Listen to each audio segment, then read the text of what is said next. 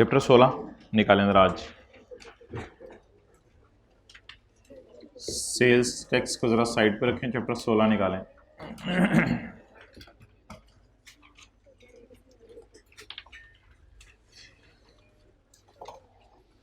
Records section 174।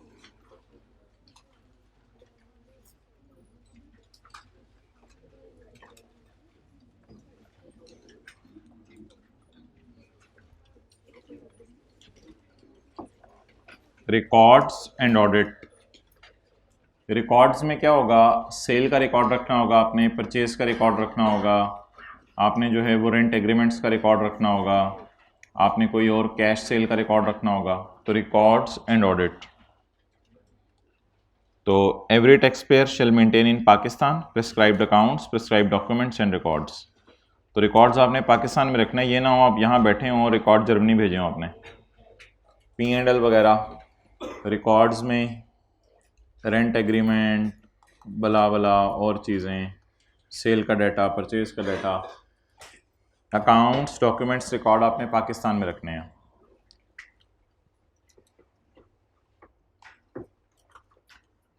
Commissioner किसी खर्चे को डिसअलाउ कर सकता है अगर टैक्स पेयर ने रिकॉर्ड्स प्रोवाइड नहीं किए। मिसाल के तौर पे कमिश्नर ने कहा कि खर्चे की रसीद जमा कराओ, तुमने रिपेयर कराई है लाख रुपए की, इसकी रसीद दो। टैक्स पेयर ने कहा मेरे पास रसीद गुम गई है, तो फिर ये खर्चा माइनस करने की इजाज़त नहीं है। जैसे सेक्शन 21 में हमने पढ़ा था कि बहुत से खर्चे नॉट अलाउड हैं, तो आज के बाद एक चीज़ अपनी डिक्शनरी में ऐड कर लें, वो खर्चा जिसकी रसीद नहीं होगी वो भी नॉट अलाउड हो जाएगा। रिकॉर्ड नहीं है ना आपके पास उसका, तो रसीद नहीं है किसी खर्चे की, तो नॉट अलाउ हो जाएगा। अच्छा जी, रिकॉर्ड्स आपने 6 साल तक संभाल के रखने हैं। 30 जून 15 के साल का P&L वगैरह बैलेंस शीट कब तक संभाल के रखनी है? 30 जून 2000, मैं बता देता हूँ, 21 तक। 16, 17, 18, 19, 20, 21। तो रिकॉर्ड्स आपने 6 साल तक संभाल के रखने हैं। चलें जी आगे। The accounts and documents will be maintain for 6 years after the end of the year to which they relate. In case of proceeding, proceeding से मुराद कोई कोर्ट केस वगैरह। In case of proceeding is pending, अगर कोई court case वगैरह है जो pending है, तो record will be kept till the final decision. तो फिर रिकॉर्ड संभाल के रखा जाएगा जब तक फाइनल फैसला ना आ जाए। वली भाई, record will be kept till the final decision by जज। लेकिन पेपर में जज का लफ्ज़ नहीं लिख के आना। तो जब तक जज साहब फैसला ना सुना दें तब तक आप रिकॉर्ड्स को संभाल के रखेंगे। पेंडिंग प्रोसीडिंग क्या होती हैं? पेंडिंग प्रोसीडिंग ऐसी प्रोसीडिंग कि आपको असेस किया जा रहा है, यानी आपको जज किया जा रहा है कि आपने सच बोला या झूठ, या कोर्ट में अपील हो गई है किसी केस की। ये ऐसा केस जो कि ऑल्टरनेट डिस्प्यूट रेजोल्यूशन कमेटी के पास चला गया। ये कमेटी बनती है जब कोई आपका मसला हल ना हो रहा हो, तो ऑल्टरनेट रास्ता है आपके पास, कमेटी से जाके मसला हल करवा लें। इस कमेटी के ऊपर हम आधा दिन लगाएंगे चैप्टर 15 में और पढ़ेंगे ये कमेटी क्या होती है। बल्कि आपको पता है चैप्टर 15 का नाम ही असेसमेंट्स एंड अपील्स है, returns, assessments and appeals. Okay, आप इतने बड़े हो गए हैं, उसके बावजूद आपको बताने लगे खर्चा क्या होता है। द डिडक्शन, डिडक्शन पिछली रो में बैठ जाए ना, इसमें जगह कम हो गई है। Deduction, deduction is any amount which is debited. खर्चा एक ऐसी चीज़ है जो डेबिट कर दिया जाए to trading account, to manufacturing account, to receipt and payment account और profit and loss account. Trading account क्या होता है? सेल और जीपी के दरमियान जो कॉस्ट ऑफ सेल वगैरह होती है उसे ट्रेडिंग अकाउंट कहते हैं। मैन्युफैक्चरिंग अकाउंट क्या होता है? फैक्ट्री के अंदर जो मटेरियल लेबर का खर्चा होता है। और रिसीट्स एंड एक्सपेंसेस अकाउंट, यानी कि पैसे आ रहे हैं और जा रहे हैं। और प्रॉफिट एंड लॉस अकाउंट तो आपको पता है, जीपी में से, ग्रॉस प्रॉफिट में से जब खर्चे माइनस किए जाएँ तो नेट प्रॉफिट आता है। तो बस एक्सपेंसेस को डेबिट किया जाता है, क्रेडिट, डेबिट। कमिश्नर अगर चाहे तो आपको कह दे कि आप इंस्टॉल करो और यूज़ करो इलेक्ट्रॉनिक टैक्स रजिस्टर। ये इलेक्ट्रॉनिक टैक्स रजिस्टर कुछ भी नहीं, यानी कंप्यूटर के ऊपर रिकॉर्ड मेंटेन करो। तो कंप्यूटर पे रिकॉर्ड मेंटेन करो, फिर इसी को यूज़ किया जाएगा आपका डाटा स्टोर करने के लिए और आपके डाटे की एक्सेस के लिए या फिर कोई भी ट्रांजैक्शन जो अफेक्ट करती है टैक्स लाइबिलिटी को। कौन कौन सी ट्रांजैक्शंस टैक्स लाइबिलिटी को अफेक्ट करती हैं? सेल, परचेज, एक्सपेंसेस, ये सारी चीज़ें किसको अफेक्ट करती हैं? टैक्स लाइबिलिटी को। Page number 363। अच्छा, ये जो डब्बे बने हुए हैं इनमें कुछ भी नहीं है, ये मैं आपको बता दूंगा कल ये डब्बों में क्या है। इनको छोड़ दें, कोई ऐसी जानदार चीज़ नहीं है, आसान सी चीज़ है जी। मैं बताऊंगा क्या करना है इनका, कि दही बनानी है या क्या करना है। आई विल टेल यू इंशाल्लाह। Page 366।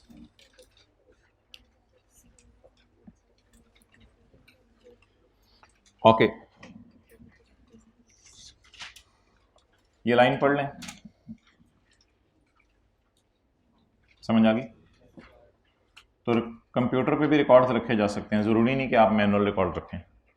The books of accounts and records में भी kept on electronic media if safety measures, यानी पासवर्ड वगैरह लगे हों। जो कंपनीज है ना, कंपनीज, उन्होंने अकाउंटिंग स्टैंडर्ड्स भी फॉलो करने हैं और कंपनी लॉ भी फॉलो करना है।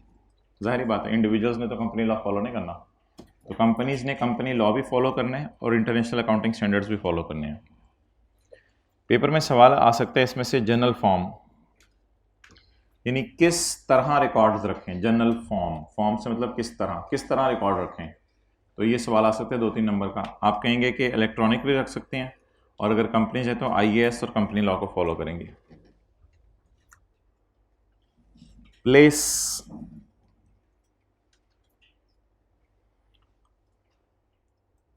अगर आप बिजनेस कर रहे हैं तो आपके रिकॉर्ड्स कहाँ होने चाहिए?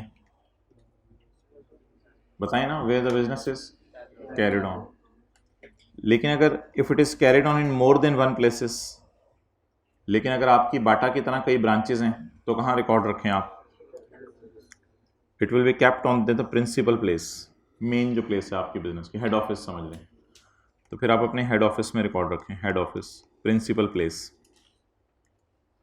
और अगर आपको फील हो रहा है कि आपने हर जगह अलग अलग अकाउंटेंट रखा हुआ है, तो फिर आप रिकॉर्ड्स रख लें at each place if separate books are maintained for each place. अगर हर दुकान में अलग अलग अकाउंटेंट रखा हुआ है तो फिर हर एक के रिकॉर्ड अलग अलग रख लें, कोई मसला नहीं। तो असूली तौर पे बिजनेस वाला कहाँ रिकॉर्ड रखे, येलो में पढ़ के बताएं, where business is carried on. लेकिन अगर एक से ज़्यादा जगह बिजनेस है, अच्छा, लेकिन अगर आप बिजनेस नहीं कर रहे तो इसका मतलब क्या है? एक्सेलेंट, इसका मतलब है या सैलरी कमा रहे हैं, या प्रॉपर्टी कमा रहे हैं, या कैपिटल गेन कमा रहे हैं, या other source, income from sources other than business. Business के अलावा आप कुछ कर रहे हैं, तो रिकॉर्ड्स कहाँ संभाल के रखें? घर में रिकॉर्ड्स संभाल कर। Where a persons in earn income other than business, तो फिर घर में रिकॉर्ड संभाल के। पॉइंट 3 का मतलब बता दें।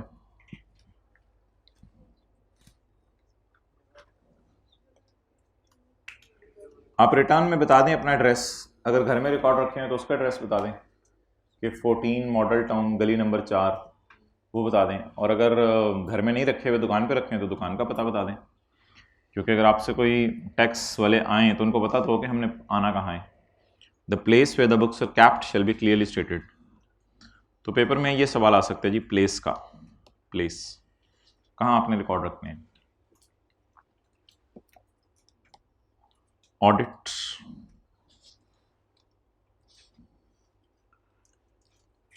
ऑडिट कौन करेगा, किसका करेगा?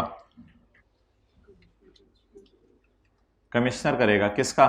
टैक्स पेयर का, और उसका टैक्स कैलकुलेट करने के लिए ऑडिट करेगा। Commissioner may call for the documents, क्यों डॉक्यूमेंट्स मंगवाएगा? उसके जहाज़ बनाने हैं उसने, सफ़ों के, कश्तियाँ बनानी हैं उसने, जो है वो सफ़ों के ऊपर समोसा रख के खाना है। फॉर कंडक्टिंग ऑडिट, ऑडिट किसका? पर्सनल अफेयर्स का या इनकम टैक्स अफेयर्स का? इनकम टैक्स अफेयर्स का। The commissioner may call for the requirements for conducting audit of income tax affairs. After obtaining the records commissioner shall conduct audit. Record मंगवाने के बाद उस क्या करेगा? उसका ऑडिट करेगा। हाईलाइट कर लिया, चलें, अच्छा हो गया। तो सबसे पहले क्या करेगा? कॉल का क्या मतलब है? मंगवाएगा और उसके बाद क्या करेगा, कंडक्ट, क्या कंडक्ट करेगा, ऑडिट। तो पहले रिकॉर्ड मंगवाएगा फिर ऑडिट कंडक्ट करेगा। चलें जी, अच्छा हुआ हाईलाइट कर लिया आपने। असदा क्यों नहीं करा हाईलाइट, कर रहे हैं, अच्छा नेक्स्ट। वीडियो लिंक आपको भेज दिया जाएगा अगर कमिश्नर का मूड ना हो आने का। कमिश्नर ने कहा मुझे कोरोना होने वाला है, तुझे हुआ हुआ है, मैं नहीं आ रहा, तो वीडियो लिंक भेज दिया जाएगा। 2AA को छोड़ें जरा।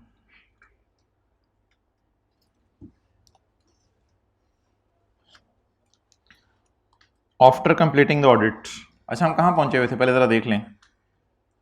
पहले कॉल किए हमने रिकॉर्ड्स को, फिर हमने क्या कंडक्ट किया, ऑडिट। अब ऑडिट क्या हो गया, कंप्लीट। तो commissioner shall issue an audit report. अब आपके घर क्या आ जाएगी, ऑडिट रिपोर्ट। भाई हमारा चैप्टर खत्म होने वाला है और आप अभी पहुंचा, हाँ बस थोड़ा सा रह गया, अब आप पहुंचे। तो कमिश्नर शैल, बोले बोले बोले, after completion of audit commissioner shall issue an audit report. आपके घर ऑडिट रिपोर्ट भेज देगा कि ये मसले हैं आप में। After issuing the report the commissioner may amend the assessment.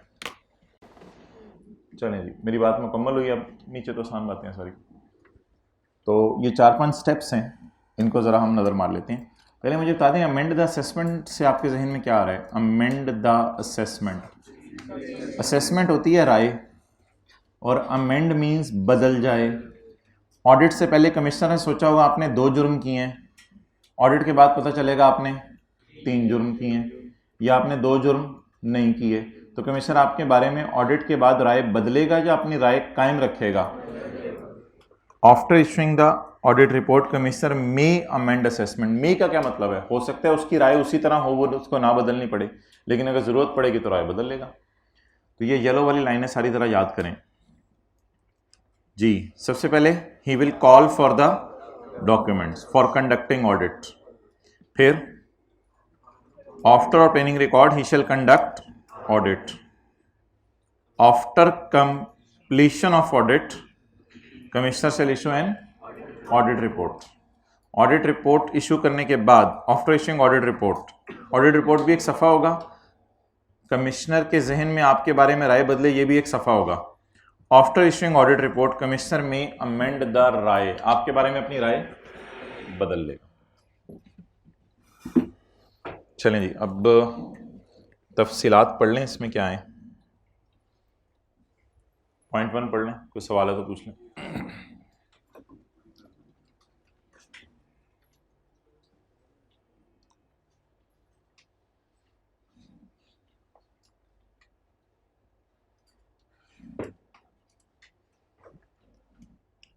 Any question, पढ़ लिया point 1। Commissioner may call for the documents maintain under this law और any other law. Company law वाले रिकॉर्ड भी मंगवा सकता है, किसी और लॉ वाले लॉ में इनकम टैक्स वाले रिकॉर्ड भी मंगवा सकता है। रिकॉर्ड्स मंगवा के उसने करना क्या है, कंडक्टिंग ऑडिट। और अगर रिकॉर्ड्स कंप्यूटर पे हैं तो आपने उसको मशीन को अंडरलाइन करके कंप्यूटर के आप ऐसे एक्सेस दे दें। And shall allow me access to attested hard copies. कुछ लोग होते हैं कहते हैं कंप्यूटर में मुझे नज़र नहीं आ रहा, समझ नहीं आ रहा, तो प्रिंट निकालें, प्रिंट निकाल के उसे साइन कर दें, तो अटेस्टेड हार्ड कॉपीज दे दें उसको। For investigation of a tax payer और of any other taxpayer का मतलब क्या है। हो सकता है होंडा के प्रेमिसेस में आके जनरल टायर का ऑडिट शुरू कर दे कि जनरल टायर से तुम लोगों ने कितने टायर खरीदे, ये भी तो पूछ सकता है। तो आपके प्रेमिसेस में आके किसी और का ऑडिट भी कर सकते हैं और आपके प्रेमिसेस में आके आपका ऑडिट भी कर सकते हैं। कमिश्नर शैल, ये तो ऊपर पढ़ लिया हमने। कमिश्नर रिकॉर्ड्स मंगवाएगा नहीं, कितने साल बाद, 6 साल बाद, क्योंकि 6 साल चीज़ें तो हमें भूल गई होंगी, हमने जला जलू दी होंगी। लेकिन अगर कोर्ट में केस चला जाए, मैंने कहा था, फिर आपको 6 साल से ज़्यादा रिकॉर्ड संभाल के रखने पड़ेंगे।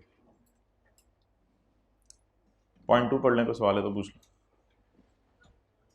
पॉइंट 2 में क्या है इस वक्त, कमिश्नर के पास रिकॉर्ड्स पहुंच चुके हैं, बिल्कुल। पॉइंट 1 ने रिकॉर्ड पहुंचाए थे और पॉइंट 2 में कमिश्नर के पास रिकॉर्ड पहुंच चुके हैं। अब उसने करना क्या उनका,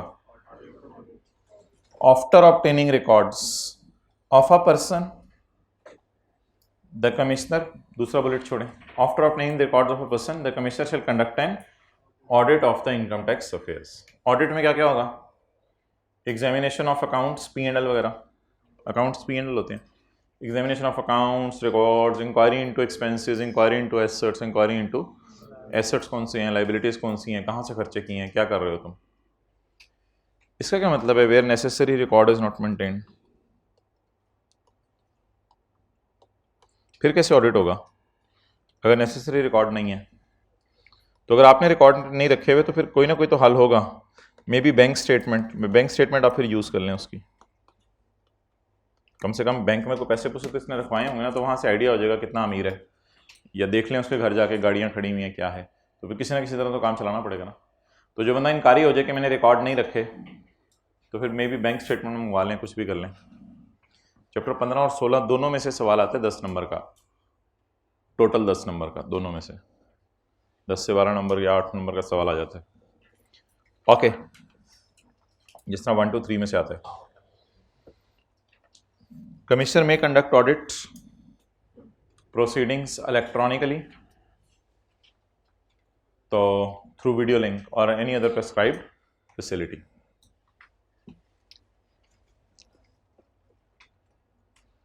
वैसे इस तरह के चैप्टर खुद ही पढ़ लिया करें।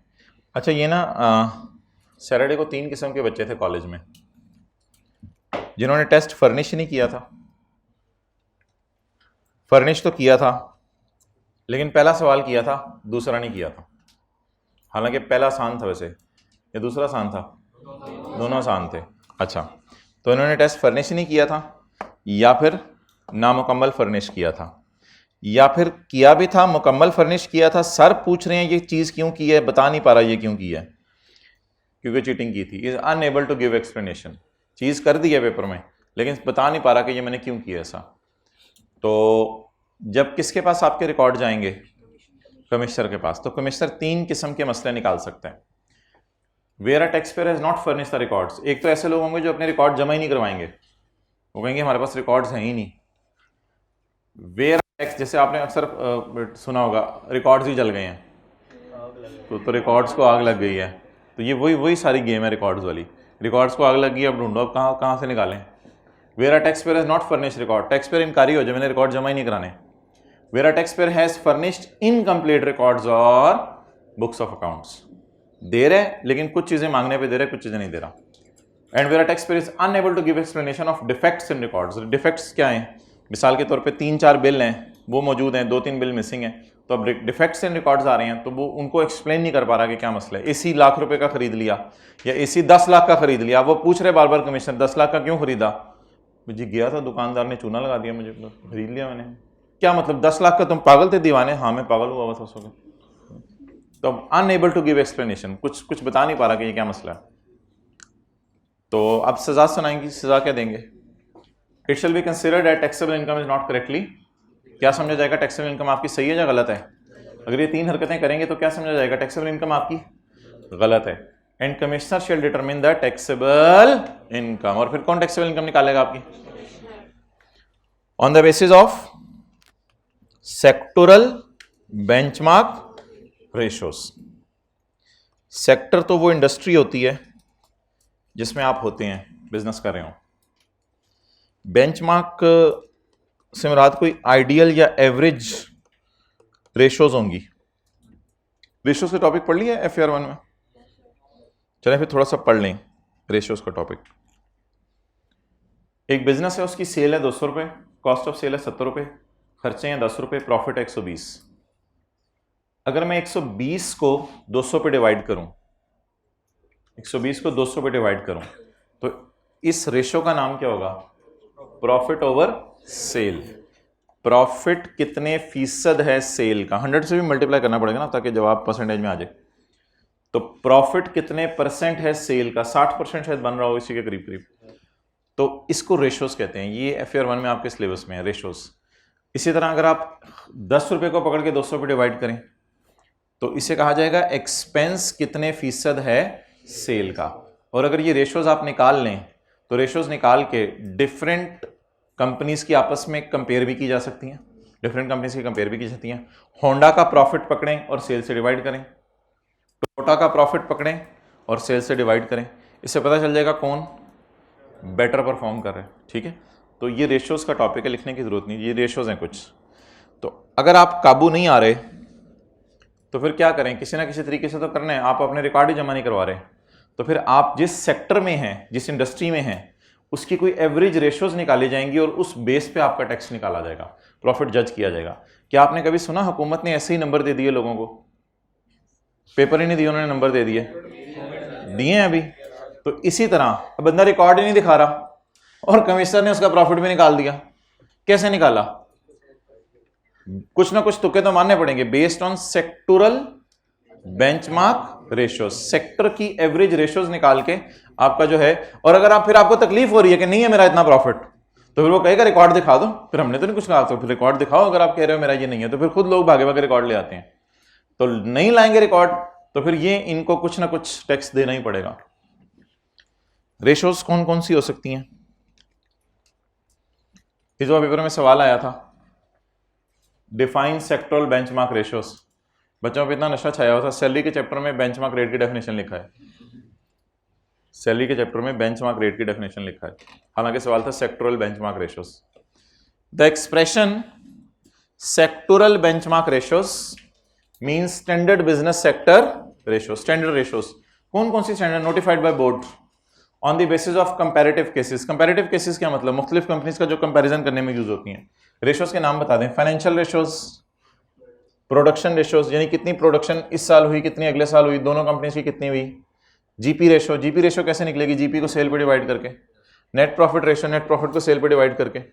रिकवरी रेशियो तो डेटर से होगी ना, जिन लोगों के डेटर कम होंगे उनकी रिकवरी अच्छी होगी, जिनके डेटर ज्यादा होंगे उनकी रिकवरी अच्छी नहीं होगी। ये FR1 की चीजें सारी पढ़ेंगे आप। And wastage ratio, raw material कोई वेस्ट हो जाता होगा उसकी रेशियो कितनी है। And any other prescribed ratio. तो what are the sectoral benchmark ratios? These are the standard business ratios notified by board. Board बताएगा। रेशियोज तो किताबों में देखें तो 60-70 रेशियोज हैं, उसमें से आपके सिलेबस में शायद 15-20 हैं FR1 में, तो उस 15-20 में से 20 ने सिर्फ 6-7 यहाँ लिखी हैं और एक लफ्ज़ साइड पे डाल गया अदर रेशियोज, और भी कोई रेशियोज हो सकती हैं। तो these are called as sectoral benchmark ratios. अच्छा, हम इस वक्त थे कहाँ पे? अच्छा, ये तो लॉ में ना नई चीजें आती हैं, 2A और 2AA। अगर लॉ की आपने थीम पता चलानी है ना, तो वो तो 1 2 के बाद 3 आना चाहिए। तो ये तो कुछ जरूरत पड़ी होगी कोरोना के सीजन में, तो वीडियो लिंक वाला पॉइंट ऐड कर दिया होगा। पहले तो लॉ में नहीं था, तो बाद में फिर लोग कुछ ना कुछ गड़बड़ करते होंगे, तो ये सेक्टोरल बेंचमार्क रेशियो डाल दी गई होंगी। तो हम अपने रिदम में वापस आते हैं। ये तो लॉ में एडिशंस हैं, रिदम में वापस आए। हम कहाँ खड़े थे? रिकॉर्ड मंगवा लिए, मंगवा के ऑडिट शुरू हो गया। अब देखते हैं क्या होगा after completion of audit. Point three भी नहीं है, 3 4 5 किसी वजह से डिलीट हो गए होंगे, तो 0.6 है अब लॉ में। After completion of audit, audit मुकम्मल होने के बाद the commissioner may after obtaining text explanation on all issues raised in audit issue an audit report. तो कमिश्नर क्या इशू करेगा जी? ऑडिट रिपोर्ट इशू करेगा। इसका क्या मतलब है आफ्टर ऑब्टेनिंग टेक्स्ट एक्सप्लेनेशन? जाहिर बात है, कमिश्नर कहेगा तुमने टैक्स एक्सेप्शन गलत निकाली है, तुमने initial allowance second hand plant के ऊपर निकाल लिया है, तुमने जो है वो फलां चीज़ की है, पेनल्टी को ऐड नहीं किया, तुम्हारे एक्सप्लेनेशन दो। एक्सप्लेनेशन देता रहेगा। हो सकता है कमिश्नर मुतमईन हो जाए, हो सकता है मुतमईन। After completion of audit, commissioner may after obtaining his explanation all issues raised may issue an audit report. Audit report में क्या होगा? Containing audit observations and findings. क्या होती हैं? वही मसले है कि पेनल्टी को ऐड कर दो, फलां चीज़ को ऐड कर दो, तुमने ये ऐड नहीं किया हुआ, तुमने न्यूमेरिकल गलत सॉल्व किया हुआ है, तो ऑब्जर्वेशन एंड फाइंडिंग्स अपनी बता देगा। लेकिन ऑडिट रिपोर्ट के बाद एक चीज़ और होती है, कमिश्नर फिर आपकी एक्सप्लेनेशंस लेने के बाद आपके घर एक फाइनल सफ़ा भेजेगा जिसका नाम होगा अमेंडमेंट ऑफ असेसमेंट। तो ऑडिट रिपोर्ट के बाद भी एक चीज़ होगी, हो सकता है आप कुछ प्रॉपर एक्सप्लेनेशन दे पाएं, इसमें तो सिर्फ उसने फाइंडिंग्स अपनी शेयर की है ना। फिर आपकी एक्सप्लेनेशन सुनने के बाद एक और चीज आपके घर भेजेगा after issuing audit report. Commissioner का सी बड़ा करें, the commissioner may if considered necessary amend the राय। आपके बारे में अपनी राय बदल लेगा, लेकिन ये एक प्रॉपर पेज होगा जो हम किस सेक्शन में पढ़ेंगे? 122। लेकिन इस पेज के भेजने से पहले भी आपको एक चांस दिया जाएगा। जैसे आप कहते हैं ना अगले बंदे को मुझे बोलने तो दो, तो after providing an opportunity of being heard, ये लफ्ज़ याद कर लें, बड़ा बड़ा यूज होने आने वाले दिनों में। आप after providing an opportunity of being heard, आपको एक अपॉर्चुनिटी दी जाएगी जिसमें आपकी बात सुनी जाएगी, उसके बाद केस का फैसला सुनाया जाएगा। क्लियर? तो स्टेप्स बता दें। Call for the records, number 2 conduct audit, number 3 issue audit report, number 4 amend the assessment. आपके बारे में अपनी राय बदल लेगा। चलें जी, अल्हम्दुलिल्लाह सारी चीजें ओवर हुई। अब अगले पॉइंट आप खुद ही पढ़ लें, इसमें तो मेरा कुछ समझाने वाला नहीं है। पॉइंट 7 बता दें क्या मतलब है जी।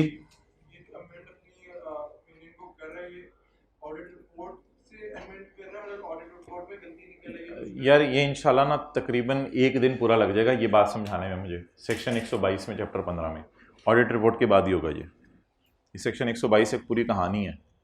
एक दिन मिनट 1.5 दिन लग जाता था इस पे। पॉइंट 7 जी, समझ आ गया आपको? खाला आई पिछले साल गर्मियों की छुट्टियों में।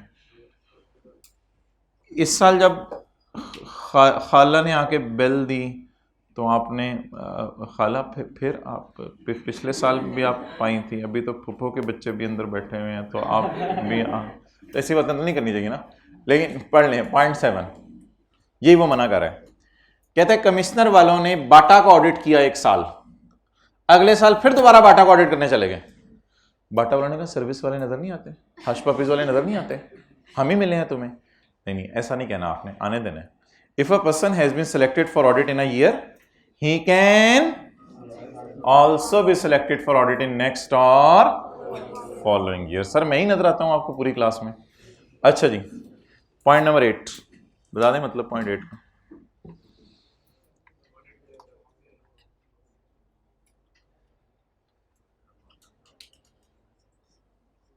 आपको पता है कि मसला ना हैंडल हो रहा है, लोग बंदे बुला लेते हैं, तो ये वही है। अब कमिश्नर से ऑडिट नहीं हो रहा, आपने नहीं कभी जिंदगी में बुलाना है खुदा के लिए। कमिश्नर से मसला हैंडल नहीं हो रहा या बोर्ड से मसला हैंडल नहीं हो रहा कि ऑडिट ही बड़ा टेक्निकल हो गया, फिर क्या करें? द बोर्ड में appoint a firm of CA ने पहले बड़े रगड़े खाए होते हैं, उसको बुला लें। द बोर्ड में appoint a firm of CA or a cost and to conduct an audit of personal affairs of a person, of income tax affairs of a person for audit by. अच्छा, select किसने किया होगा audit के लिए? Commissioner ने या board? Chartered accountant ये नहीं कह सकता कि बाटा का ऑडिट होगा या सर्विस का। बोर्ड या कमिश्नर बताएगा बाटा का ऑडिट होगा और फिर भेजा सीए को जाएगा उधर। चार्टर्ड अकाउंटेंट को ये राइट नहीं है कि एफबीआर को जाके बताए फलां को ऑडिट कर लो इस दफा। सेलेक्ट किसने करना है ऑडिट के लिए? सेलेक्टेड बाय सास और सुसर, वो जो मर्जी आपको पसंद कर ले। हो सकता है आप सास को पसंद आ जाए, होते सुसर को पसंद आ जाए। तो अब सीए उसके लिए भेजा किसको जाएगा ऑडिट के लिए? अब्बू की चलती है घर में, अम्मी की? दोनों की। अच्छा वैसे ऑनलाइन वाले हैंड्स फ्री लगा लें, बात कर दूं एक दो। ये बात बड़ी पक्की ठक्की बात है, बहुत से लोगों को पता नहीं होती। नबी सल्लल्लाहु अलैहि वसल्लम ने फरमाया जिसका मफहूम है शोहर 2 किस्म के हैं। एक वो शोहर हैं जो अपनी बीवी पे हावी रहते हैं, और एक वो ऐसे घर हैं जिसमें बीवियां शोहरों पे हावी रहती हैं। तो अल्लाह के नबी ने फरमाया कि मैं दूसरा शोहर बनना पसंद करूँगा, मैं दूसरा शोहर बनना पसंद करूँगा। लेकिन आजकल ऐसा शुक्र है शुरू हो गया है, लेकिन पुराने ज़माने में ऐसा नहीं होता था। पुराने ज़माने में ज़्यादा मर्दों का ही होल्ड होता था घर पे। पढ़ें जी पॉइंट नंबर 8।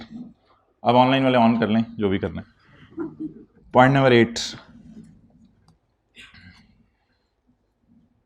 बल्कि आजकल भी अगर कोई शोहर बीवी का ज़्यादा प्रोटोकॉल देने लग जाए तो बिस्ती होती है पूरे ख़ानदान में। हालांकि वो अल्लाह के नबी की हदीस पे अमल कर रहा होता है। तो जितने मर्द हजरात बैठे हैं आप लोग भी ज़रा होला हाथ रखना है। पॉइंट 8, द बोर्ड में appoint a firm of CA, वापस आ जाए।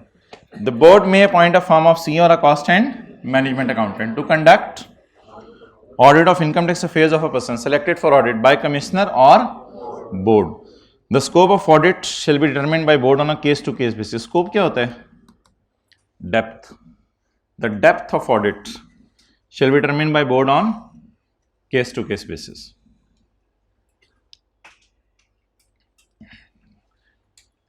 असद भाई एक बात कर दूं, बुरा तो नहीं बनाएंगे? एक दो दफ़ा ऐसी मैंने बात की क्लास में तो एक दो पठान आगे, सर ये हदीस हमें ज़रा साबित कराएं पहले। ये कहाँ, ये पक्की ठक्की बातें बता रहा हूँ, इस बात ही नहीं। पॉइंट 9, एनी पर्सन, बहरहाल कुछ पंजाबी भी ऐसे हैं जिन्होंने होल्ड बीवी पे रखा हुआ, बेचारी परेशानी रहती है। Point 9, any person employed as above. यार तू हंस क्यों रहा है? ये बातें सीए के बाद किसी ने बतानी है? यानी कोई सीए के बाद तो नहीं, ये क्लासें लेनी है, अब अभी मौका है ना, अभी बता दिए हैं। तो समझेगा तो सीए कर लेगा, आईके बुलाएगा, आ जाओ यार, जिंदगी कैसे बेहतर गुजारनी है इसके पे अब तुम्हारे बात करते हैं। मेरा नहीं खा, आईके हमें तो सिखाया है कि आपने, शायद आपको सिखा दे, कोई सब्जेक्ट डाल दे। ये बड़े ज़रूरी सब्जेक्ट हैं, लेकिन ये सब्जेक्ट अफसोस डले नहीं हुए कहीं भी। Point 9, any person employed as above. ये कौन है any person employed as above? ओए ऐसा तो देख आगे, any person employed as above, ये कौन है? कौन है? कौन है? कौन है? कौन है? कौन है? CA. Any person appointed as above may be authorize by commissioner. उसे कमिश्नर एक और इजाजत भी देगा कि सीए तुम नोटिस भेज सकते हो, क्या मंगवाने के लिए? इंफॉर्मेशन। और सीए तुम घरों में भी घुस सकते हो, टू एंटर इनटू प्रेमिसेस। तो जिस बंदे को ऑडिट के लिए सेलेक्ट कर लिया जाएगा और वो ऑडिट ना हो पा रहा हो, तो उसके लिए सीए को रखा जाएगा, और फिर सीए को 2 पावर्स भी दी जाएंगी। नंबर 1, वो नोटिस भेजेगा इंफॉर्मेशन मंगवाने के लिए, एंड नंबर 2, वो एंटर इनटू प्रेमिसेस भी हो सकेगा। जारी बातें बता के। ओके, अगला पॉइंट पढ़ लें, कोई सवाल है तो पूछ लें।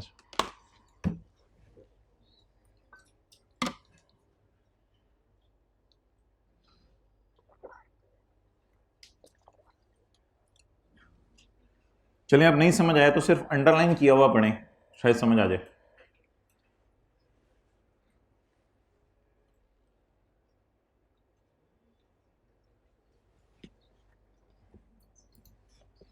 अच्छा, where a person fails to produce the accounts, the documents, the records, the commissioner may proceed. Commissioner आगे बढ़ेगा, फिर आगे बढ़ के चंडे मारेगा। Commissioner may proceed to beat. Where a person failed to produce records, the commissioner may proceed to beat. To beat? No. To make a, ये best judgement ना थोड़ी जरा डिफरेंट है 122 से। 122 में तो आपने अपने रिकॉर्ड्स दिखा दिए थे, जिसकी वजह से कमिश्नर ने आपके बारे में अपनी राय बदली। लेकिन बेस्ट जजमेंट है, कमिश्नर को ना थोड़े से अंदाजे लगाने पड़ेंगे। क्यों अंदाजे लगाने पड़ेंगे? बेस्ट जज क्यों अंदाजे लगाने पड़ेंगे? आपने रिकॉर्ड ही नहीं दिखाई तो कमिश्नर अंदाजा ही लगा सकते हैं यार, माशाल्लाह इतना तो कारोबार है तुम्हारा, चमक रहा है कारोबार, बाहर से नजर आ रहा है तुम्हारा कारोबार, सबज लाइट तुमने लगाई हुई है, 50 दुकानें दूर नजर आ रही होती है वो लाइट, ऐसा आला तुम्हारा कारोबार है, बैंक में तुम्हारे करोड़ों रुपए पड़े हुए हैं, तो तुम अगर मुझे रिकॉर्ड नहीं दिखा रहे तो मैं फिर क्या लगाऊंगा? अंदाजा। और अगर आपको लगे कि उसने अंदाजा बहुत ही लुट मचा दिया, अंदाजे में आसमानों पर पहुंच गया, तो फिर रिकॉर्ड दिखा दें। तो where a person fails to produce the accounts, documents and records, the commissioner may proceed to make best judgement assessment. But please section 121 हमें पढ़ने में 1 दिन लगेगा पूरा, तो मैंने तो हल्की सी कोशिश की है ताकि आपको याद रह जाए ये बात। सेक्शन 121 और 122 में क्या फ़र्क है, ये ज़मीन आसमान का फ़र्क है, ये कभी हम पढ़ेंगे। अगली बात ज़रा बता दें क्या है। And assumed assessment shall have, और कमिश्नर जो आपके बारे में एज्यूम करके आया होगा उसका कोई इफेक्ट नहीं होगा। एज्यूम क्या करके आया होगा? शायद इसने ऐसा किया हो, शायद ऐसा किया हो, उस एज्यूम्ड असेसमेंट का कोई इफेक्ट नहीं होगा।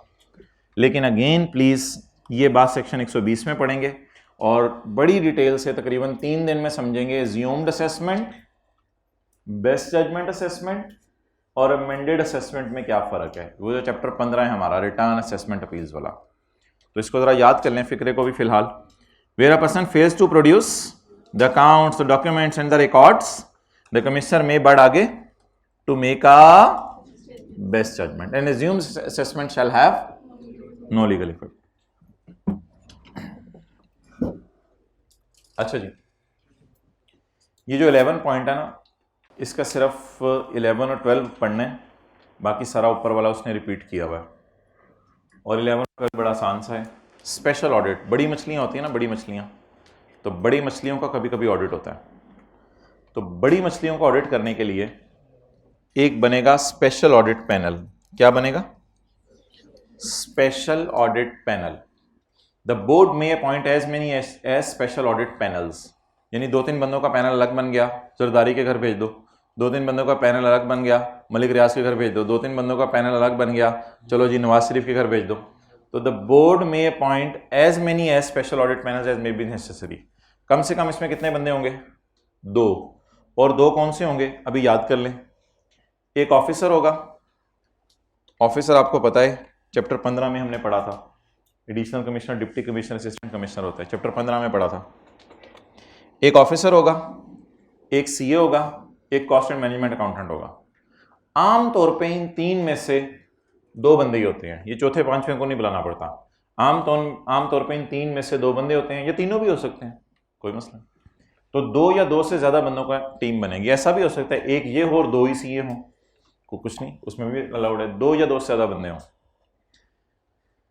अगर मसला खतरनाक है तो फिर आप ऐसा करें कि आप कहें कोई बंदे ऐसे हैं जिनकी लंदन में प्रॉपर्टी है, अब हमें समझ नहीं आ रही, तो फिर एक फॉरेन एक्सपर्ट को बुला लें। फिर फॉरेन एक्सपर्ट को बुला लें अगर आपसे हैंडल नहीं हो रहा। पाकिस्तानी सीए भी कह रहा है कि मेरे हाथ फूल रहे हैं, तो any other person including a foreign expert or a specialist as directed by board. और अगर फिर भी बात काबू नहीं आ रही तो फिर आप फॉरेन एक्सपर्ट की जगह टैक्स ऑडिट एक्सपर्ट को बुलाएं। ये इसका भी बाप है, इसकी तो एक्सपर्टाइज ही टैक्स ऑडिट है, तो फिर आप किसको बुलाएं?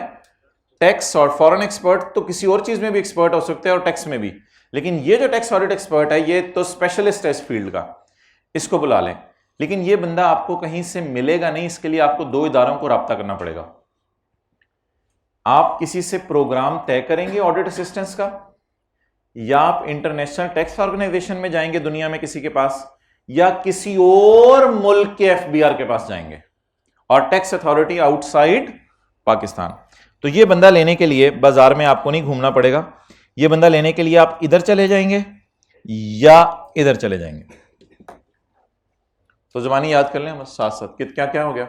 Officer, chartered accountant, cost and management accountant, foreign expert और टैक्स ऑडिट एक्सपर्ट डिप्लॉयड, लगाया गया अंडर ऑडिट असिस्टेंस प्रोग्राम। ये किस इदारे से आएगा? या इंटरनेशनल टैक्स ऑर्गेनाइजेशन से आ जाएगा, या क्यों आएगा? To conduct an audit including forensic. Forensic audit वो होता है जिसमें फ्रॉड पकड़ना हो, फोरेंसिक ऑडिट वो होता है जिसमें फ्रॉड पकड़ना हो। To conduct an audit including a forensic audit of income tax affairs of any person. Scope क्या होता है? Scope of audit, depth of audit shall be determined by board on case to case basis.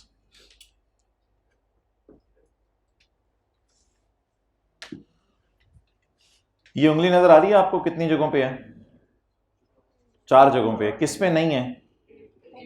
ए पे नहीं है। इन चारों से माहिदा होगा कि तुमने सारी इंफॉर्मेशन कॉन्फिडेंशियल रखनी है, क्योंकि पॉइंट ए वाले से तो नौकरी के वक्त ही माहिदा हो गया होगा ना शायद, लेकिन इन चारों से, ये तो एफबीआर के एम्प्लॉइज है ना पॉइंट ए, इन चारों से माहिदा होगा तुमने इंफॉर्मेशन क्या रखनी है? कॉन्फिडेंशियल, किसी को नहीं बतानी। If a member is not a officer तो फिर बी होगा या सी होगा या डी होगा या ई होगा ना। If a member is not a officer, फिर वो कौन होगा? या बी होगा या सी होगा या डी होगा या ई होगा। If a member is not an officer of inland revenue, the person shall only be included as a member in the panel। Panel में उसको तब डालें if an agreement has been entered। agreement किस चीज का? agreement has been entered into between the board and the person। ये देखिएगा उंगली, बोर्ड सीए से माहिदा करेगा, board cost and management accountant से माहिदा करेगा, और बोर्ड फॉरेन एक्सपर्ट से माहिदा करेगा। लेकिन इस केस में बोर्ड ऑडिट एक्सपर्ट से माहिदा नहीं करेगा, इस केस में बोर्ड माहिदा करेगा इंटरनेशनल टैक्स ऑर्गेनाइजेशन से या इंटरनेशनल टैक्स अथॉरिटी से। तो माहिदा होगा बोर्ड और पर्सन के दरमियान, कॉमा, या बोर्ड और इंटरनेशनल टैक्स ऑर्गेनाइजेशन के दरमियान या बोर्ड और टैक्स अथॉरिटी के दरमियान। 12 से लेके 16 तक सिर्फ इस बंदे को प्रोटोकॉल दिया जा रहा है। किसको? ऑफिसर। 12 जरा पढ़ के देखें, आपको फील आ रहा है इसको प्रोटोकॉल दिया गया?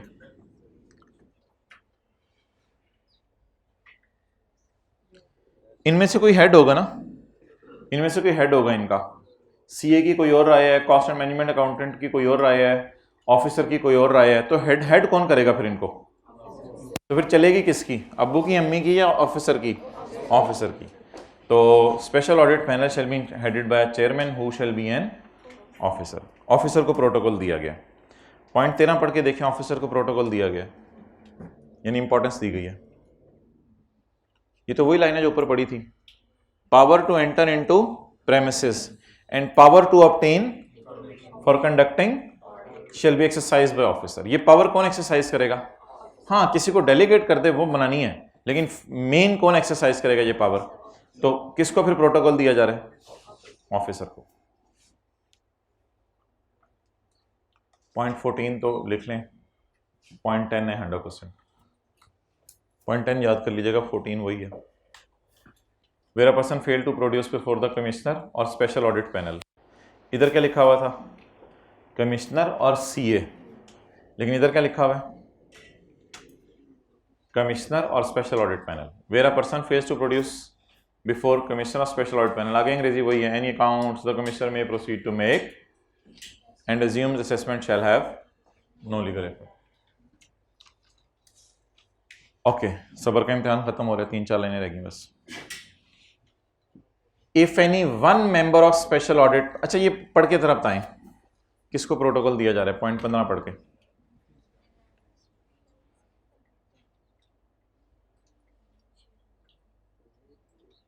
अच्छा, अब जरा येलो में जो हाईलाइट किया हुआ है मैंने वो पढ़ें।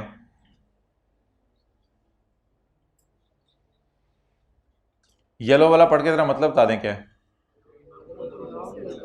भाईजान जो सीए अभी लेट आ रहा है, जो सीए अभी क्लासें छोड़ रहा है, अगर उसको स्पेशल ऑडिट पैनल में बिठा दोगे तो उसकी तबीयत बदल जाती है? तबीयत नहीं बदलती लोगों की, अरसे लग जाते हैं, बहुत ही मुश्किल है तबीयत बदलना। तो अब वो सीए जब स्पेशल ऑडिट पैनल टीम में डाल देगा तो वो फोन करोगा, यार आज मैं जरा मूड नहीं है मेरा, तो फिर क्या करें? ऑडिट कंटिन्यू रखिए, कोई मसला नहीं। If any one member is absent audit may continue. लेकिन अगर चेयरमैन ही एब्सेंट हो जाए, याद रखिएगा चेयरमैन कौन है? ऑफिसर है, तो फिर अगेन उसे प्रोटोकॉल दिया जा रहा है। अगर चेयरमैन ही एब्सेंट हो जाए तो रोक दें audit. If any one member of special audit panel is absent from conducting an audit, proceedings of audit may continue and audit shall not be invalid. Invalid नहीं होगा, बिल्कुल सही होगा। एक एक्सेप्शन है, other than chairman. Other than chairman का क्या मतलब है?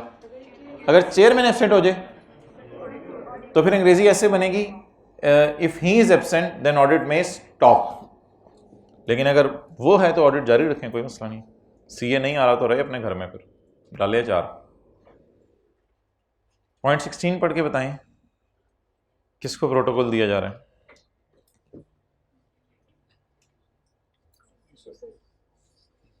पॉइंट 16 को ना 15 के साथ मिला के पढ़ें। अब सीए भी नहीं छुट्टी कर ली मिसाल के तौर पे, कॉस्ट एंड मैनेजमेंट अकाउंटेंट ने भी छुट्टी कर ली, अब वन मैन शो हो रहा है, कौन कर रहा होगा वन मैन शो? ऑफिसर। अब वो बेचारा अकेला लगा हुआ है, जो चेयरमैन भी है और काम भी कर रहा है। फंक्शंस परफॉर्म बाय ऑफिसर, फिर वो जो हरकतें कर रहा होगा शैल बी परफॉर्म्ड एज हरकतें परफॉर्म बाय ऑल। अब समझ जाएगा वो सबके लिए हरकतें कर रहे हैं। अब ये नहीं एतराज किया जाएगा कि भाईजान हमारे तो पैनल आना था, पैनल में तो सुना था सीए ने भी आना है, तो सीए क्यों नहीं आ रहा? 2 दिन हो गए सीए नहीं आ रहा, पहले 4 दिन तो आया। तो नहीं, बस फिर जो अकेला लगा हुआ है वन मैन शो, उसी के ऊपर जो है फैसला सुना दें आप। Functions perform by officer shall be considered as having been performed by whole panel। फिर अकेले का आना ही सबके लिए है। जैसे कुछ दिन होते हैं 4-5 बच्चे आ जाते हैं तो समझा जाता है सारे आ गए हैं, ये तो मुनासिब नहीं है। लेकिन अगर ऑफिसर आ गया बाकी सारे नहीं आए तो काम को चला ही रखें। बोर्ड में prescribe the mode, manner and constitution procedure of working of special audit panel. तरीका बता देगा कहाँ बैठेंगे, कौन बैठेंगे, किस टाइम बैठेंगे।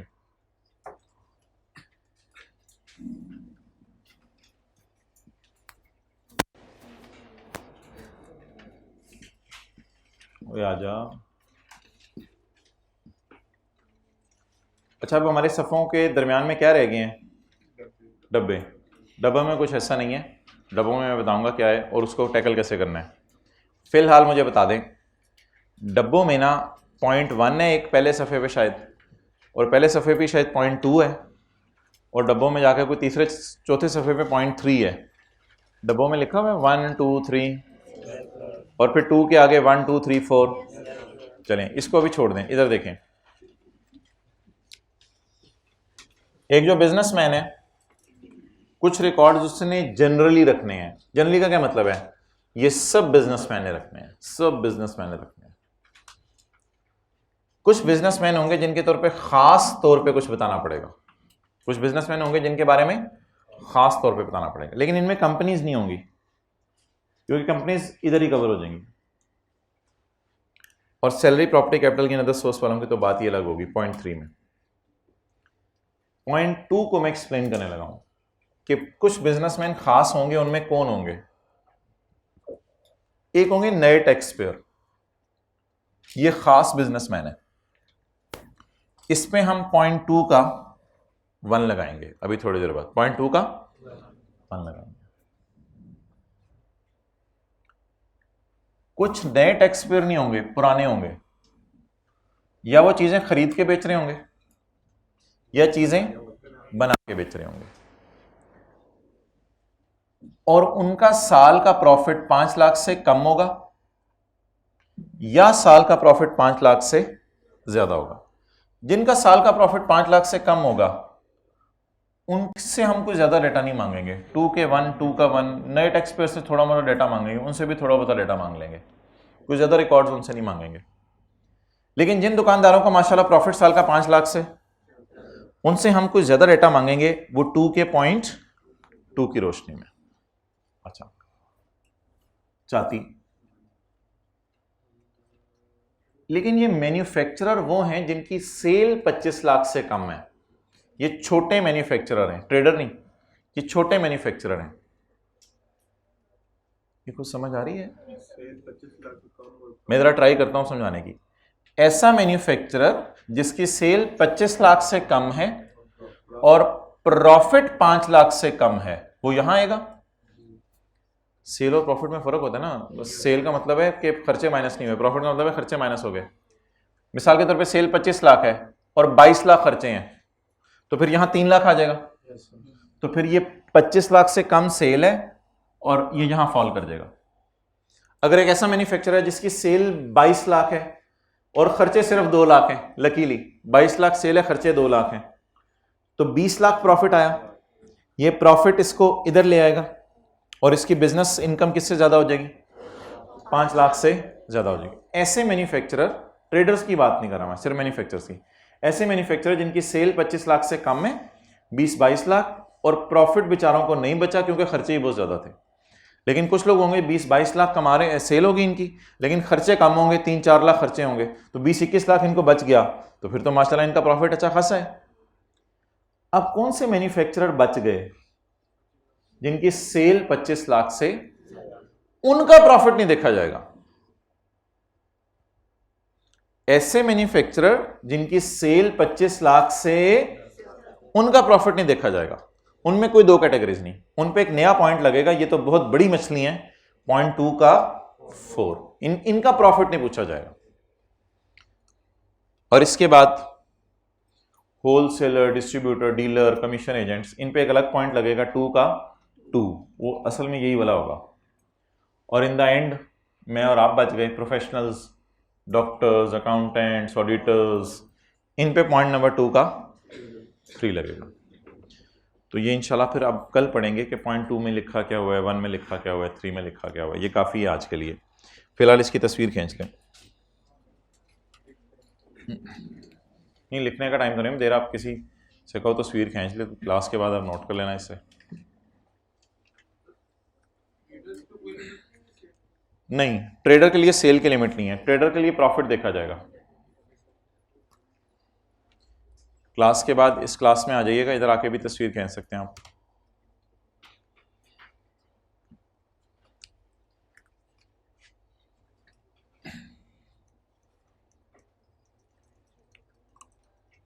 ओके, अब सिर्फ आप डब्बों में 0.3 मुझे पढ़वा दें, 1-2 इंशाल्लाह कल पढ़ेंगे। वैसे तो मैंने 1-2 पढ़ाना था, 1-2 में भी 5-10 मिनट ही लगने हैं, लेकिन उस क्लास में बच्चों ने कहा यार, मैंने कहा ठीक है, असल में ईद आ रही है तो आप लोग आसानी से याद भी कर लेंगे। ये 0.3 आए, 0.3। अच्छा ये 0.3 ना कोई आपने घर में रट्टे नहीं मारना, ये 0.3 आपने इधर ही याद करना है, 0.3 आपने इधर ही याद करना है। पहले मैं सैलरी नहीं बढ़ा रहा, प्रॉपर्टी इनकम कोई बंदा कमा रहा है तो क्या चीजें उसके पास होनी चाहिए, खुद ही सोचें। रेंट एग्रीमेंट होना चाहिए, जो पैसे आ रहे हैं उसका सबूत होना चाहिए, जो पैसे जा रहे हैं, याद हो गया, अंग्रेजी में जरा याद कर लें। टेनेंसी एग्रीमेंट अगर की है, जुबानी भी तो कई दफा हो जाता ना। टेनेंसी टर्मिनेशन एग्रीमेंट अगर की है, ये तो हो गया पाया, रिसीट, और ये खोया, पाए का डाटा और खोए का डाटा, और रेंट एग्रीमेंट। 3 चीजें याद होगी, कर लें जुबानी। Number 1 tenancy agreement, tenancy termination agreement, रसीद, इसको रसीद समझ के पढ़े, रसीद of amount received and evidence of, अगली चीजें ना पढ़ें, ये आपने सेक्शन 15A में याद की हुई है। प्रॉपर्टी के चैप्टर के खर्चों की डिटेल किसी को याद हो, इंश्योरेंस प्रीमियम था, लोकल रेट था, टैक्सेस थे, ग्राउंड रेंट था, इंटरेस्ट था, एक्सपेंडिचर ऑन कलेक्टिंग रेंट था, लीगल चार्जेस थे, कोई बैड डेट हो गया था, तो ये खर्चों का सबूत है। सेक्शन 15A वाली अंग्रेजी यहां चल जाएगी। ये एग्रीमेंट हो गया, ये पाया हो गया, ये खोया हो गया। सैलरी में तो पाया ही पाया है सब, लेकिन खोया उस पर टैक्स होगा जो हुकूमत के पास पहुंच गया। तो आप एक सर्टिफिकेट बनवाएं अपने एम्प्लॉयर से, सैलरी सर्टिफिकेट। इसमें होगा क्या क्या वो खुद ही बता दें, सैलरी कितनी कमाई और उस पर टैक्स कितना कटा। कैपिटल गेन वाला, पाया खोया, कंसिडरेशन माइनस कॉस्ट करते थे ना, कॉस्ट का एविडेंस होना चाहिए आपके पास और शेयर बेचने का एविडेंस होना चाहिए। तो evidence of cost of acquiring the shares and evidence in respect of consideration received on disposal of shares. एक और चीज होती थी एविडेंस ऑफ खर्चे। खर्चे मेरे ख्याल से कमीशन वगैरह होते थे कैपिटल गेन में, अक्सर कमीशन वगैरह दिया होता था। तो कॉस्ट की डिटेल, कंसिडरेशन की डिटेल और कोई खर्चे हैं उनकी डिटेल, इसके आपके पास क्या होने चाहिए, एविडेंस। बोंगी बोंगी तो ये नहीं बोंगी वाली पेपर में कॉस्ट कंसिडरेशन, चलो evidence of cost, evidence of consideration पूरा लिखना है। अब अदर सोर्स के चैप्टर में आ जाए। जो बंदा डिविडेंड कमा रहा है उसके पास क्या होगा, कुछ सफा होगा डिविडेंड वारंट। जो ऑथर रॉयल्टी कमा रहा है, इंटरेस्ट इनकम, ये जो हमारी 2.5-3 घंटे की क्लास हुई थी, इसमें जो उस बंदे को इंटरेस्ट इनकम मिल रही थी उसमें इंटरेस्ट का रेट भी गिवन था, इंटरेस्ट पे जो टैक्स कटा वो भी था, और इंटरेस्ट पे जो ज़कात कटी वो भी थी। तो इन तीनों का डिटेल रख लें अपने पास। Evidence of detail of interest yielding debt, यानी डिवेंचर होगा, हो सकता है आपके पास डिवेंचर खरीदे हो, डिफेंस सेविंग सर्टिफिकेट खरीदे हो, प्रॉफिट यील्डिंग डेट डिवेंचर्स होते हैं। Evidence of detail, evidence of interest income and evidence of tax deducted thereon. Like क्या मतलब, जैसे कि कुछ सर्टिफिकेट हो जाए आपके पास बैंक से कि बैंक मुझे बता दो मेरा कितना टैक्स कटा, बैंक से कोई सर्टिफिकेट वगैरह बनवा लें। लाइक का मतलब एग्जांपल, फॉर एग्जांपल। और अगर कोई ज़कात वगैरह पे आपका टैक्स कटा है, ज़कात कटी है, तो वो उसका भी एविडेंस बता दें। ये किसकी डिटेल हो गई, इंटरेस्ट इनकम। 5 पाए अदर सोर्स के चैप्टर में थे। ग्राउंड रेंट, कभी सब लीज ऑफ लैंड और बिल्डिंग का कराया था, lease of building together with plant machinery था, और consideration for vacating the possession of property. ये 5 चीजें इनफ्लो के तौर पे थी किस चैप्टर में। इनका क्या सबूत रखें अपने पास, एग्रीमेंट और टर्मिनेशन एग्रीमेंट। अगर एनओटी और पेंशन मिल रही है तो, प्राइस बॉन्ड कमाया तो कितना कमाया, कितना टैक्स कटा। याद है एक बंदा पंखे पे जाके लगा था, अपनी प्रॉपर्टी को एक्सप्लॉइट करने के लिए उसने इजाजत दे दी थी, जमीन कुदरती खजाने उगलने लगी थी, तो उसका एग्रीमेंट होगा हुकूमत से कि कितने पैसे देने हैं। ये सारी अदर सोर्स की चीजें थी। लोन, एडवांस, डिपॉजिट और गिफ्ट। लोन था, एक एडवांस था, एक deposit for issuance of shares था, और एक गिफ्ट था। अगर ये क्रॉस चेक में या बैंकिंग चैनल में मिला तो इसका सबूत आप दे दें ताकि आप बच जाएं, वरना तो कैश में मिला होगा मारे जाएंगे ना। इसका सबूत आप दे दें। और जनरली हर किस्म के खर्चे का रिकॉर्ड आपके पास होना चाहिए, एवरी टाइप ऑफ डिडक्शन। तो 4, 5, 10 मिनट लगाएंगे, 2 दिन 2-3 दिन लगाएंगे, ये याद हो जाएंगे, कोई ऐसे मसले वाली बात नहीं है। It's over. अब आप मुझे ये 3 सवाल कर दें, क्वेश्चन 1, 2 और 5। क्वेश्चन 1, 2 और 5।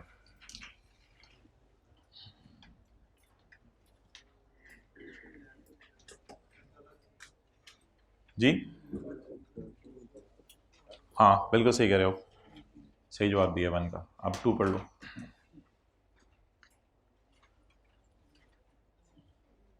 पहला सवाल क्या जी? अयूब इंडस्ट्रीज का ऑडिट हुआ है और मैनेजमेंट की राय है कि खाला पिछले साल भी आई थी, तो इस साल तो हमारी तरफ तो नहीं आना चाहिए था, कहीं और चलो। किसमें? नहीं, उसकी तो ऑडिट की शराइत अलग थी, वो आप मुझे ज़रा खोल के दिखाना सफ़ा, मैं वहाँ देख के आपको बता दूंगा। Discuss the management point of view, बिल्कुल गलत है। वही जो एक लाइन लिख के आएंगे, सेलेक्ट, एक साल ऑडिट के लिए सिलेक्ट हो गए तो दोबारा भी हो सकते हैं, बस वो एक लाइन थी, एक लाइन पूरी भी नहीं थी शायद, वो लिख के आएंगे और सिनेरियो से लिंक कर देंगे। सैलरी वाले ने क्या संभाल के रखना है, किसी को ज़बानी याद हो? सैलरी सर्टिफिकेट एक बंदे ने लफ्ज़ बोला है, ये अच्छा लफ्ज़ था, वो वहाँ लिखा था सैलरी सर्टिफिकेट, और उसके ऊपर जो टैक्स कटा है और जो सैलरी कमाई है। प्रॉपर्टी वाले ने rent agreement, rent tenancy agreement और रिसीव्ड का डिटेल और खर्चों की डिटेल। और कैपिटल गेन वाले ने कॉस्ट की, कंसिडरेशन की और डिडक्शंस की, 3 चीजें थी। क्वेश्चन 5 ये लेटेस्ट एंड में आया। असल में ना कुछ बच्चों ने सोचा हुआ कि हमने थ्योरी नहीं याद करनी, तो उनके लिए ये मैं चीज़ें दिखा रहा हूँ जरा, कि देख लो पेपर में आ जाती हैं। Briefly explain the sectoral, also explain the circumstances in which a commissioner shall determine taxable income on the basis of sector ratios. एक तो पूछ रहे सेक्टर रेशियोज होती क्या, और दूसरा किस सूरत में सेक्टर रेशियोज निकालनी पड़ेंगी, ये जरा दोनों बातें बताएं। अब 3 नंबर है, व्हाट आर सेक्टर रेशियोज, ये वाली 2 लाइनें आ जाएंगी, ये वाली 2 लाइनें आ जाएंगी, और उसके बाद ये वाली 3 आ जाएंगी। 3 से 4 दफा ना कम से कम आपको अगस्त में रिवीजन करनी पड़ेगी, तो चीज़ें इंशाल्लाह रिटेन रह जाती हैं। मैंने आपको अक्सर बताया 2 से 3 दिन में एक दफ़ा रिवाइज हो जाता है पेपर। आप लोग क्या करते हैं, हर बंदे की एक अपनी रूटीन होती है, मैं वैसे ऐसे करता था, अब आप लोगों की अपनी रूटीन होगी कि 5 दिन 5 दिन 5 दिन, पहला सब्जेक्ट, दूसरा सब्जेक्ट, तीसरा सब्जेक्ट, तो 15 अगस्त तक मिसाल के तौर पे या 16-17 अगस्त तक एक दफ़ा रिवीजन होगी। फिर उसके बाद 3 दिन 3 दिन 3 दिन, कितने दिन हो गए? 9 दिन। फिर 1 दिन 1 दिन 1 दिन, और फिर पेपर वाला 1 दिन 1 दिन 1 दिन। लेकिन कुछ लोग इस तरह नहीं करते, कुछ 5 दिन में एक सब्जेक्ट नहीं करते, कुछ इस तरह करते हैं कि सुबह से दोपहर तक ये, दोपहर से शाम तक ये, शाम से रात तक ये। वो बोले कौन लोग हैं? तो तीनों को इकट्ठा चला रहे होते हैं, ठीक है। जो तीनों को इकट्ठा चला रहे होते हैं, ठीक है, ये भी सही है, लेकिन कई दफ़ा फिर काबू नहीं आती बात, और वो उनको बैठे बैठे 15-20 दिन गुजर जाते हैं तीनों को इकट्ठा चलाने के चक्कर में। कौन एक ही सब्जेक्ट को लेकर पकड़ के उसकी जान ले लेते हैं। क्या बेहतर है? एक की जान ले लें, टेस्ट चेंज करते रहना चाहिए, ठीक है। हर बंदे का एक अपना होता है, मैं इसमें से दोनों मेथोडोलॉजी एक्सेप्टेबल हैं, कोई मसला नहीं है, लेकिन कंफर्टेबली 3 दफ़ा रिवीजन हो जाती है। 20-25 दिन भी आपको मिल जाए तो 3 दफ़ा रिवीजन हो जाती है, कोई ऐसी परेशानी वाली बात नहीं है। और ये 2-2-2.5 दिन आप ईद के लगा देना, मैं तो कहता हूँ टैक्स पे ही लगा दें, तो ये इंशाल्लाह। बाकी फिर आगे भी। अच्छा जी, अब क्या करें, वो रिवाइज कर लेते हैं। चैप्टर कौन सा हमारा चल रहा था? 14 चल रहा था, नहीं 13, जिसको हमने ऐसे बीच में फिट कराया हुआ है, 13, चैप्टर 13 रिवाइज कर लेते हैं।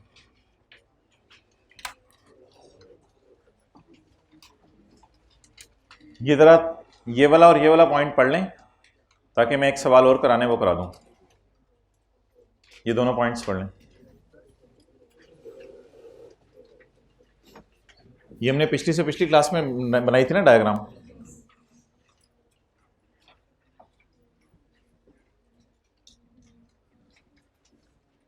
रेजिडेंट्स की फॉरेन इनकम क्या हो जाती है? माफ। असूली तौर पे रेजिडेंट की फॉरेन इनकम माफ होनी बनती नहीं है, क्योंकि रेजिडेंट है ना 183 डेज से ज्यादा पाकिस्तान में, इसकी जान लेनी चाहिए। लेकिन रेजिडेंट्स की फॉरेन इनकम कभी कभी क्या हो जाती है, माफ। इसमें तीसरा और चौथा पॉइंट, ऑल इनकम से क्या मुराद है, सैलरी भी माफ, बिजनेस भी माफ, कैपिटल गेन भी माफ, अदर सोर्स भी माफ, प्रॉपर्टी भी माफ, salary, business, capital gain, other source, dividend, जो मर्जी इनकम कमा रहा है वो सब माफ हो जाएगी। याद आ रही है ये बात? अच्छा, इन दोनों पॉइंट्स में फर्क कैसे पता चलेगा पेपर में?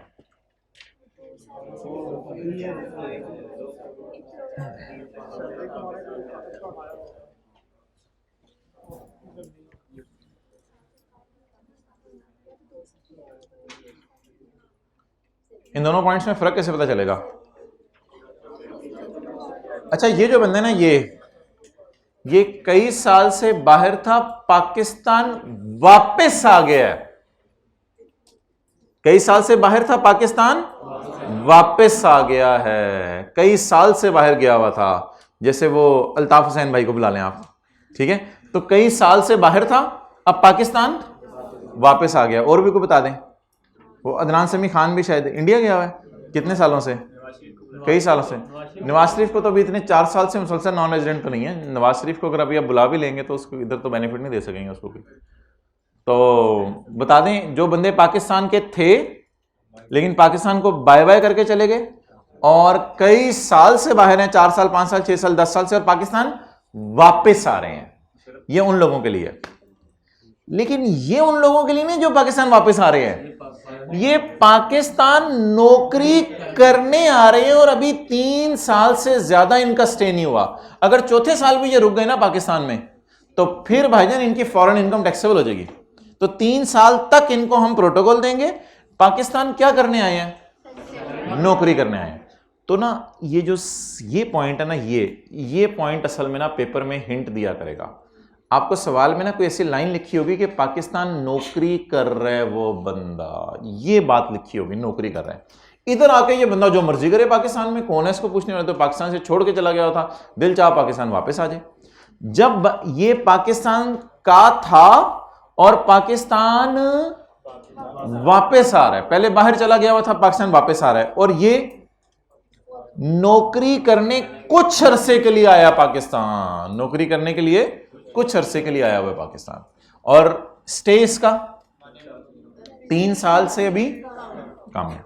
चलिए जी, अब मैं आपको 5 मिनट दे रहा हूं, क्वेश्चन 4 कर दें, मैं जल्दी जल्दी मिटा दूं। ये ना 15, 16, 17 मैंने बना दिया, आप जरा पढ़ें दोनों सवाल।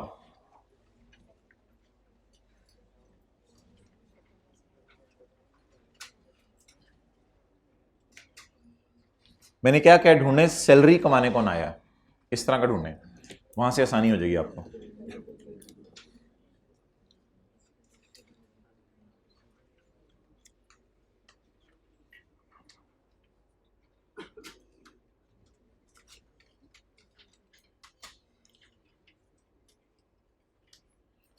चैप्टर 19 का क्वेश्चन 20 आज आपका होमवर्क है। Chapter 19 question 20। हाथ पे ना लिखें, अगर हाथ पे लिखना तो फिर साथ वाले के माथे पे लिखें, जोर में वजू करेंगे मिट जाएगा। चैप्टर 19 का question 20।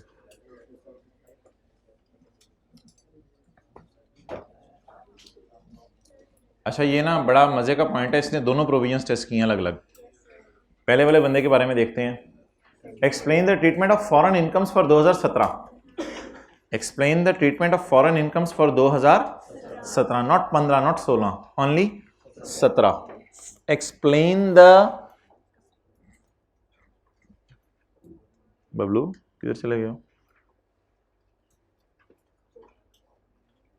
Explain the treatment of, explain the treatment of foreign incomes. Pakistan incomes का पूछ रहे सिर्फ फॉरेन का। Explain the treatment of foreign incomes for tax year 2017 under the following independent situations. Joseph एक साउथ अफ्रीकन क्रिकेट कोच है, is working in Pakistan. बस बात खत्म हो गई, नौकरी करने आया हुआ Pakistan. Is working in Pakistan, ज्यादा वर्क कर लिया। अच्छा, is working in Pakistan under an employment contract, नौकरी करने आया हुआ है। जोसेफ कब के आए हुए हो? कहते 20 जुलाई 14 को आया था, 20 जुलाई 14 को आया था, तो इसका मतलब है जोसेफ का स्टे अभी तो 3 साल पूरा नहीं हुआ। हाँ, 2018 में भी अगर ये जोसेफ का जोसेफाना पान पाकिस्तान ही रहा तो फिर हम इसे कह देंगे अब आपको बेनिफिट नहीं देना, लेकिन 3 साल तक आपको इंशाल्लाह हम प्रोटोकॉल देंगे। तो बता दें अभी जिस वक्त मैं खड़ा हूँ 17 का न्यूमेरिकल सॉल्व करने लगा हूँ, तो क्या 17 के न्यूमेरिकल में जोसेफ को मैं फॉरेन इनकम्स माफ़ कर दूँ अगर शराइत पूरी हो जाए? तो Joseph a south African cricket coach is working in Pakistan, सवाल 2017 का है और ये पाकिस्तान आया हुआ है 20 जुलाई 14 का। During 17 he earned foreign income from his business established in South Africa and brought 25% money in Pakistan। तो वो मसला हो गया कि 25% पैसा पाकिस्तान ले आया है तो वो टैक्सेबल हो जाएगा और बाकी 75% एग्जेम्प्ट हो जाएगा। अगला पॉइंट, नहीं ये तो नहीं सैलरी कमाने आया, ये कहाँ, ये सैलरी कौन बोल रहा है? अगले पॉइंट में तो नहीं salary. He return to Pakistan, Pakistan छोड़ के चला गया हुआ था, अब कहाँ वापस आ रहे हैं? पाकिस्तान वापस आ रहे हैं ऑन 15 जनवरी 2016। अच्छा, एक और छोटी सी इंडिकेशन है, वो ना इस पॉइंट के लिए, इस पॉइंट में ना जरूर आपको बताएगा कितने साल से बाहर है। इस पॉइंट में मैंने क्या इंडिकेशन होगी कि सैलरी कमा रहा है आके, और इसमें ना जरूर बताया करेगा कितने साल से बाहर है, क्योंकि आपने फिर ही तो 4 साल वाला डिसीजन लेना है, वरना तो नहीं ले सकेंगे। तो इसमें ये इंडिकेशन है और इसमें सैलरी वाली इंडिकेशन।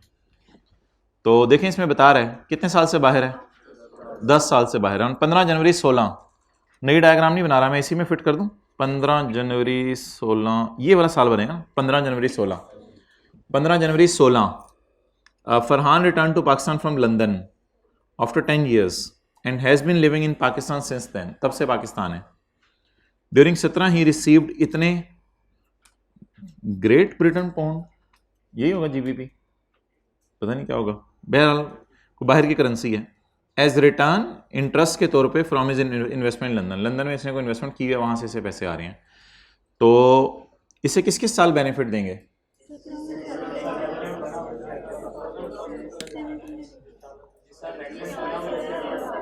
एक्सेलेंट, 16 और 17 में नहीं इसको बेनिफिट देना।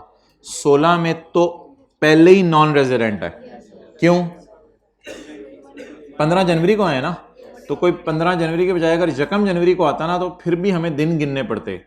अगर 15 जनवरी को आए तो फिर तो दिन भी गिनने की जरूरत नहीं है, 5.5 महीने तो जितनी मर्जी जान लगा लें, 83 बन ही नहीं सकते। तो ये तो 16 में तो वैसे ही नॉन रेजिडेंट है, इसकी तो फॉरेन इनकम चैप्टर 4 के तहत ही माफ है। सोच लें एक दफा, 16 में तो वैसे ही नॉन रेजिडेंट है ना, ये दूसरे बंदे की बात कर रहा हूं अब मैं। 16 में तो सिरे से ही क्या है, नॉन रेजिडेंट। जब नॉन रेजिडेंट है तो फिर तो इसकी फॉरेन इनकम पे क्या कमेंट करना, नॉन रेजिडेंट्स की फॉरेन इनकम तो चैप्टर 4 नहीं माफ कर दी है। ये बात मेरी समझ आई है तो मैं आगे चलता हूं। तो 16 का तो सवाल डेटा भी नहीं दिया हुआ सवाल में, मैं तो ऐसे ही आपको तंग करने के लिए एक बात कर दी बीच में। ये तो बंदा सिरे से ही नॉन रेजिडेंट है। जब है नॉन रेजिडेंट तो चैप्टर 4 क्या कहता था? जो नॉन रेजिडेंट है, जो बाइडन है, मुरलीधरन है, नरेंद्र मोदी है, ये सारे लोग जो हैं ये नॉन रेजिडेंट है। नॉन रेजिडेंट की तो फॉरेन इनकम को टच ही नहीं करना आपने, ये तो चैप्टर 4 का बेनिफिट था। मैं तो ये बता रहा हूं कि ये वाला चैप्टर क्या कहता है। ये चैप्टर कहता है जिस साल आके रेजिडेंट बना उस साल और उससे अगला 1 साल। तो 17 में भी ये बंदा रेजिडेंट होगा, 18 में भी रेजिडेंट होगा, तो यहां भी रेजिडेंट होगा, यहां भी रेजिडेंट होगा। लेकिन फिलहाल मुझे डेटा सिर्फ किस साल का दिया हुआ है? 17 का। तो पेपर में क्या लिख के आएंगे? Where a citizen of Pakistan leaves Pakistan and came back Pakistan, और वो क्या था, he was outside Pakistan for a period of consecutive 4 tax years, then his income will be exempt in the year in which he became resident and the following tax year। और अगले साल सिर्फ कौन सी income, Pakistan या फॉरेन? फॉरेन इनकम इसकी माफ होगी। तो ये बड़ा अच्छा सवाल था जिसमें दोनों किस्म की प्रोविजन टेस्ट हो रही थी।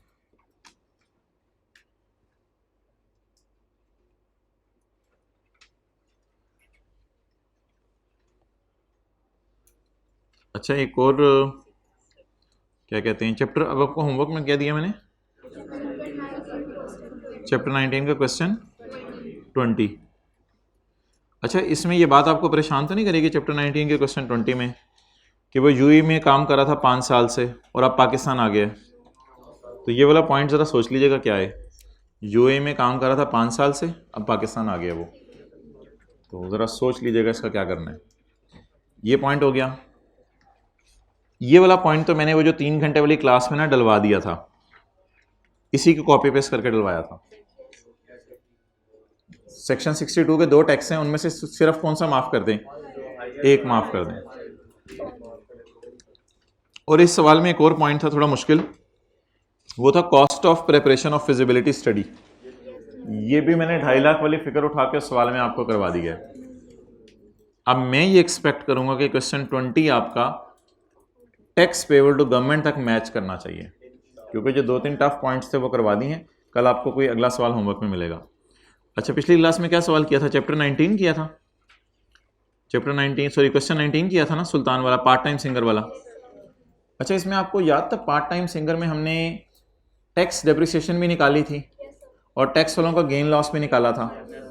लेकिन इस सवाल में एक मसला था जो मैंने जाते जाते बताया था, अगर आपको याद हो। एक्सेलेंट।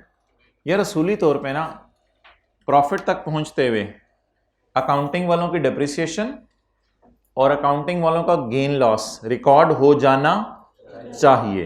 लेकिन सवाल इतना कंजूस था, मक्खी चूस था, कि सवाल ने हमें नेट प्रॉफिट दे दिया था लेकिन अकाउंटिंग वालों की डेप्रिसिएशन नहीं दी थी। सवाल इतने कंजूस नहीं होते।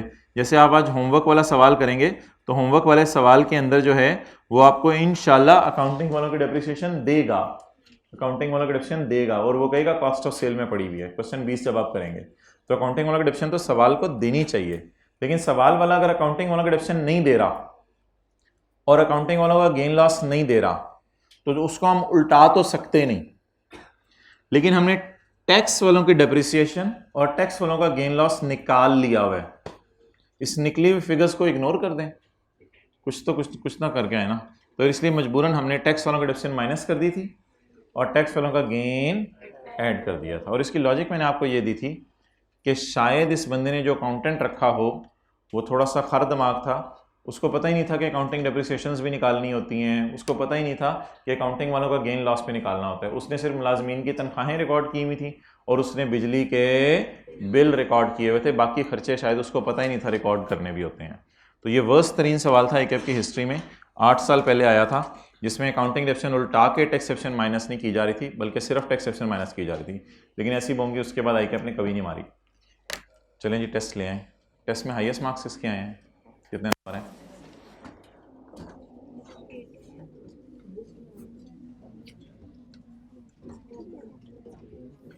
टेस्ट 8 है, 18 मार्क्स आए हैं। कितने में से? चलो भाई बांटना शुरू करो। टेस्ट 24। ठीक है, ओवर।